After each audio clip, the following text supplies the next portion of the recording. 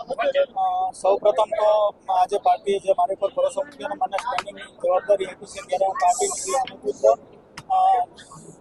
પાર્ટીના સર્વે આગામી આગેવાનોનો આભારી છું.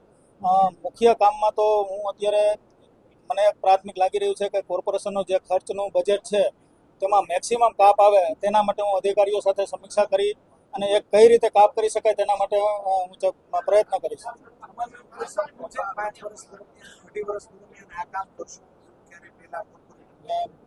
દીપ પ્રેમ કહું તો મારા માટે સરપ્રાઈઝ છે. મેં એવો કોઈ ગોલ વિચાર્યો નહોતો કે હું આ કામ કરીશ, પણ લોકોની સુખાકારી માટે જે પણ કરવું પડે તેના માટે હું પ્રયત્નશીલ રહીશ.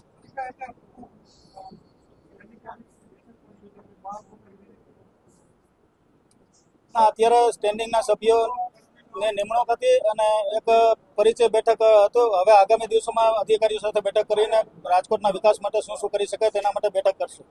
ખાસ કરીને જે વાત કરી વરસાદી પાણી ભરાવાની સમસ્યા છે રાજકોટ શહેર, એના માટે શું કરશો? તેના માટે અધિકારીઓ સાથે ચર્ચા કરીને બને જ્યાં સ્ટ્રોમ વોટર લાઈન નાખવાની જરૂર પડે, ભૂતકાળમાં ઘણી જગ્યાએ કરેલી પણ છે, પણ હજુ પણ જ્યાં સ્ટ્રોમ વોટર લાઈન નાખવી પડે તેના માટેના અધિકારીઓને સૂચના આપીને વહેલી તકે થાય એવો પ્રયત્ન કરાવશું. સાંઢિયા પુલ ક્યારે ખુલ્લો થશે? સાંઢિયા પુલ પાર્ટીના આગેવાનો સાથે કરીને શક્ય તેટલો વહેલો ખુલ્લો મૂકી દેશું.